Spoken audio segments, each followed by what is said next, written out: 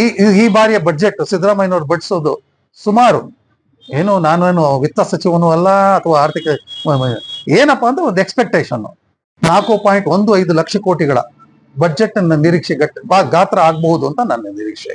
ನಾನು last time 4.09 ಗಾತ್ರದ budget ಮಾಡಿದ್ರು.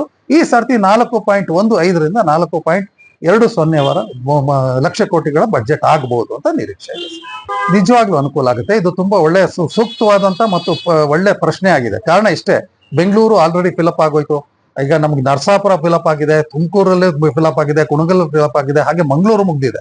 ಮತ್ತೆ ಬೇಲೂರು ಅಂತಂದ್ರೆ ಕೈಗಾರಿಕಾ ಪ್ರದೇಶವಾದಂತ ಹುಬ್ಳಿ ಹತ್ರ, ಅಂದ್ರೆ ಧಾರವಾಡ ಡಿಸ್ಟಿಕ್ ಅಲ್ಲಿ. ಸೊ ಅದು ಸಹ ಫಿಲಪ್ ಆಗಿದೆ.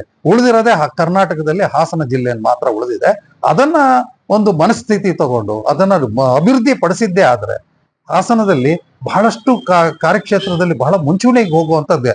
ಮುಖ್ಯವಾಗಿ ವಿಮಾನ ನಿಲ್ದಾಣದ ಬಗ್ಗೆ, ಯಾಕೆಂದ್ರೆ ಕೇಂದ್ರ ಸರ್ಕಾರ ಮತ್ತು ರಾಜ್ಯ ಸರ್ಕಾರ ಸಮನ್ವಯ ಸಾಧಿಸಿದ್ದೇ ಆದರೆ, ಇದಕ್ಕೊಂದು ರೂಪರೇಷೆ ಕೊಟ್ಟಿದ್ದೆ ಆದ್ರೆ, ವಿಮಾನ ನಿಲ್ದಾಣ ಬಂದ್ರೆ ಹಾಸನಕ್ಕೆ ಹೆಚ್ಚಿನ ಹೊತ್ತು ಸಿಗುತ್ತೆ. ಆರ್ಥಿಕ ಮುಗ್ಗಟ್ಟಿಗೆ ಏನು ತೊಂದರೆ ಇದೆ, ಆರ್ಥಿಕತೆಗೆ ಒಂದು ಒಳ್ಳೆ ಮುನ್ನುಡಿನ ಬರಿಬಹುದಾಗಿದೆ. ಈ ಸಂದರ್ಭದಲ್ಲಿ ನಮ್ಗೇನ್ ಸಿಕ್ತು ಅನ್ನೋದ್ರ ಬಗ್ಗೆ, ಇದ್ರ ಬಗ್ಗೆ ಕೂಲಂಕುಷವಾಗಿ ಗಮನ ಹರಿಸಿ, ಸೂಕ್ತವಾಗಿ ಗಮನ ಹರಿಸಿದ್ದೆ ಆದ್ರೆ ನಿಜವಾಗ್ಲೂ ಅತ್ಯುತ್ತಮವಾದಂತ ಬಡ್ಜೆಟ್ ನ ಈ ಬಾರಿ ನಾವು ನಿರೀಕ್ಷೆ ಇಟ್ಕೊಂಡಿದ್ದೇವೆ. ಯಾಕೆಂದ್ರೆ ಇನ್ನು ಉಳಿದಂತ ಇನ್ನು 2 ವರ್ಷಗಳಲ್ಲಿ 2.25 ವರ್ಷಗಳಲ್ಲಿ ಏನು ಸಿದ್ದರಾಮಯ್ಯನವರು ಒಂದು ಒಳ್ಳೆ ಇದನ್ನ ಮುನ್ನುಡಿ ಬರಿಬಹುದು ಅಂತ ನಮ್ಮ ಅನಿಸಿಕೆ. ಮೊನ್ನೆ ಬಂದಾಗ ಹಾಸನಕ್ಕೆ ಬಂದಾಗ ನಿರೀಕ್ಷೆಗಳು ದೊಡ್ಡದಿದೆ.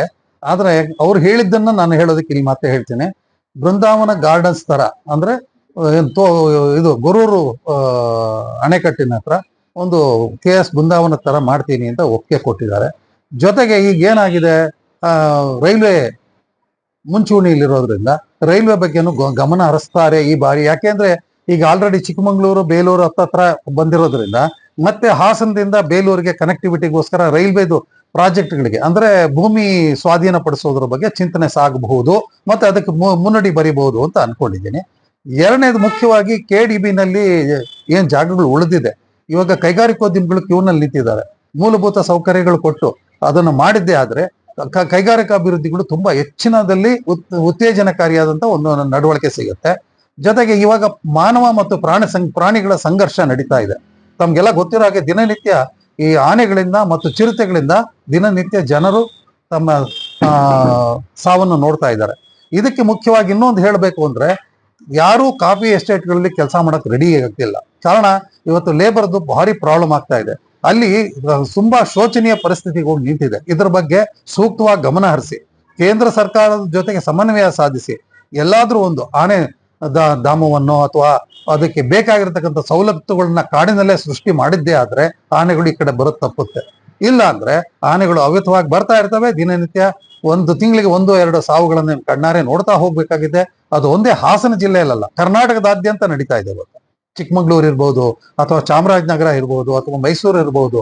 ಯಾಕೆಂದ್ರೆ ಇವತ್ತು ಮಡಿಕೇರಿಯಲ್ಲಿ ಅವ್ಯತವಾಗಿ ನಡೀತಾ ಇರೋದು ಇದು ತುಂಬಾ ಕೆಟ್ಟದ ಒಂದು ಸನ್ನಿವೇಶದಲ್ಲಿ ಬಂದು ನಿಂತಿದ್ದೀವಿ. ಇದ್ರ ಬಗ್ಗೆ ಸರ್ಕಾರ ಗಮನ ಹರಿಸಿ ಅದಕ್ಕೆ ಬೇಕಾಗಿರ್ತಕ್ಕಂಥ ಬಡ್ಜೆಟ್ ನ ಅನುಮೋದನೆ ಕೊಟ್ಟಿದ್ದೆ ಆದ್ರೆ ಇವತ್ತು ಎಷ್ಟೋ ಜನರ ಪ್ರಾಣಗಳಿಗೆ ಒಂದು ಬೆಲೆ ಕೊಟ್ಟ ಹಾಗಾಗುತ್ತೆ. ಅದ್ರಲ್ಲಿ ನಮ್ಮ ಅಭಿಪ್ರಾಯ ಏನೂ ಇಲ್ಲ. ಕಾರಣ ಏನಕ್ಕೆ ಅಂದ್ರೆ ಸ್ವಪಕ್ಷೀಯದವರೇ ಬೇಡ ಅಂತ ಹೇಳಬೇಕಾದ್ರೆ ಅದನ್ನ ನಮ್ಮ ಅರ್ಥ ಮಾಡ್ಕೋಬೇಕಾದ್ದು ಆಯಾ ಸರ್ಕಾರಗಳ ಒಂದು ನಿಲುವಾಗಿರ್ಬೇಕು. ಕಾರಣ ಇಷ್ಟೇನೆ. ಯಾಕೆಂದ್ರೆ ಒಂದು ಗ್ಯಾರಂಟಿಗಳಿಂದ ಏನಾಗ್ತಿದೆ ಅನ್ನೋದ್ರ ಬಗ್ಗೆ ಅದರಲ್ಲೂ ಬಹಳ ಅತಿ ಹೆಚ್ಚಿನ ಮಂತ್ರಿವರ್ಯರೇ ಹೇಳಬೇಕಾದ್ರೆ, ಸೊ ಅದ್ರ ಬಗ್ಗೆ ಅವ್ರ ಚಿಂತನೆ ಸಾಗ್ಬೇಕಾಗಿದ್ದು ಅವ್ರದ್ದು. ಮತ್ತೆ ಇದನ್ನು ಮುಂದುವರ್ಸ್ಕೊಂಡು ಬಡ್ಜೆಟ್ ಅಲ್ಲಿ ಏನು ಕೊಡಬೇಕು, ಏನನ್ನು ಕೊಡಬಾರ್ದು ಹಾಗೆ ನೋಡಿದಾಗ ಸುಮಾರು ಅನಾವಶ್ಯಕವಾಗಿ ಮೊನ್ನೆ ನನ್ಗೆ ಎಲ್ಲೋ ಒಂದು ಮಾಹಿತಿ ಓದಿದ ಪ್ರಕಾರ, ತಿಳ್ಕೊಂಡ್ರ ಪ್ರಕಾರ ಅದನ್ನೆಲ್ಲ ಕಟ್ ಡೌನ್ ಮಾಡಿದ್ದಾರೆ. ಈಗ 2,90,000 ಜನ ಯಾರೋ ಸುಮಾರು ಅನಾವಶ್ಯಕವಾಗಿ ಕಾರ್ಡುಗಳನ್ನ ಪಡಿತರಗಳನ್ನ ರದ್ದು ಮಾಡಿದ್ದಾರೆ ಅಂತ ಎಲ್ಲ ಕಡೆ ಓದ್ತಾ ಇದೀವಿ. 48,000 ಅಂತ ಹೇಳ್ತಾರೆ. ಇದೆಲ್ಲದನ್ನು ನೋಡಿದಾಗ ಎಲ್ಲೋ ಒಂದು ಕಡೆ ಇದಕ್ಕೋಸ್ಕರ ಒಂದು ವ್ಯವಸ್ಥೆ ಸಾಗಿದೆ. ಇದನ್ನ ತಡೆ ಹಿಡಿದ್ರೆ ಈ ಫ್ರೀಬೀಸ್ ಕೊಡೋದ್ರ ಬಗ್ಗೆ ಸಹ ಚಿಂತನೆ ಮಾಡಬೇಕಾಗಿದೆ. ಯಾಕೆಂದ್ರೆ ಇವತ್ತು ಬಡ್ಜೆಟ್ ನ ಸರಿದೂಗಿಸ್ಕೊಂಡು ಹೋಗುವಂತ ಸಿದ್ದರಾಮಯ್ಯವರು ಬಹಳ ಹೆಚ್ಚಿನ ಮುತುವರ್ಜಿ ವಹಿಸಿದ್ದಾರೆ. ಮತ್ತೆ ಈ ಇಡೀ ಭಾರತ ದೇಶದಲ್ಲಿ ಒಬ್ಬ ವಿತ್ತ ಸಚಿವರಾಗಿ ಹಾಗೂ ಮುಖ್ಯಮಂತ್ರಿಯಾಗಿ 17ನೇ ಬಡ್ಜೆಟ್ ಕೊಡ್ತಾ ಇರೋದು ಅವರಿಗೆ ಬಹಳಷ್ಟು ಗೌರವವನ್ನ ಸಲ್ಲಿಸಬೇಕು. ಯಾರೂ ಅಷ್ಟೊಂದು ಇಲ್ಲಿವರೆಗೂ ಕೊಟ್ಟಿಲ್ಲ. ಮತ್ತೆ ಅತ್ಯಂತ ಹೆಚ್ಚಿನ ಒಂದು ಮುಖ್ಯಮಂತ್ರಿಯಾಗಿ ತಮ್ಮ ಪದಗ್ರಹಣವನ್ನು ಮುಂದುವರಿಸಿಕೊಂಡು ಹೋಗಿರೋದು ಅದು ಒಂದು ಒಳ್ಳೆಯ ಶುಭ ಸೂಚನೆ ಇದು.